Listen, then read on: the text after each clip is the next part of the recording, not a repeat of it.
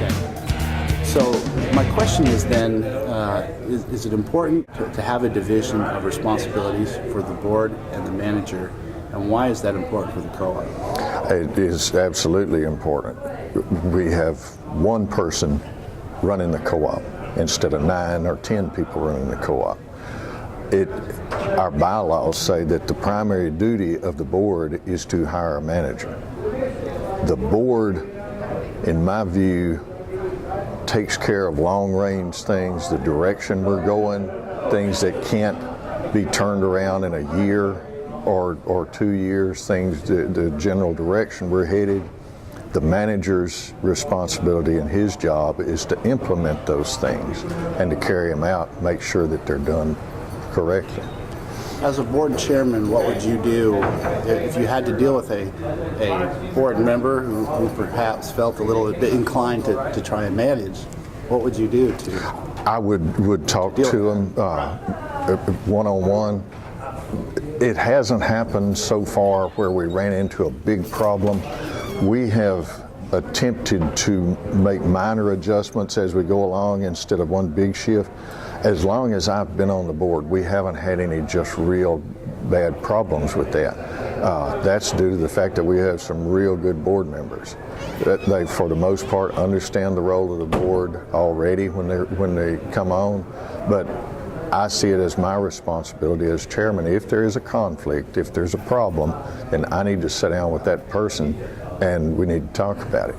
It may come to where the whole board needs to talk about them, but I'd make the primary contact. Right. You mentioned being chairman.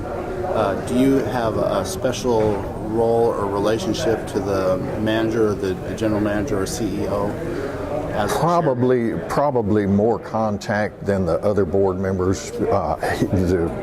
James and I, our manager and I, get together and set the agenda. I talk to him about what I want on the agenda. He talks about what he wants on there.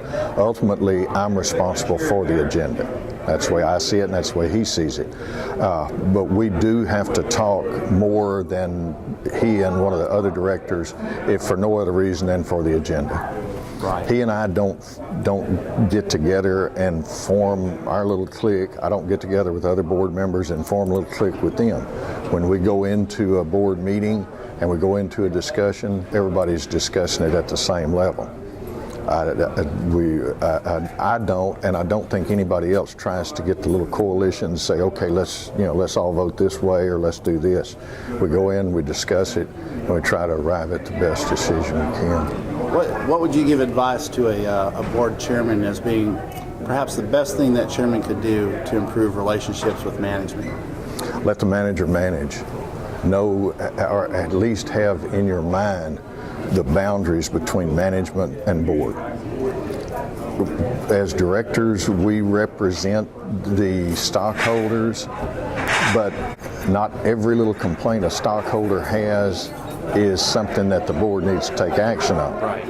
If I get a little complaint from a stockholder, most of the time, the vast majority of the time, I tell them go talk to the manager. That's his area.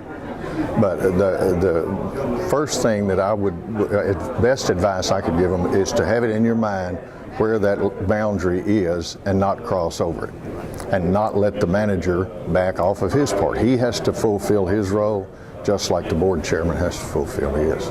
We appreciate your time. Thank you. Oh, is that okay? That's great.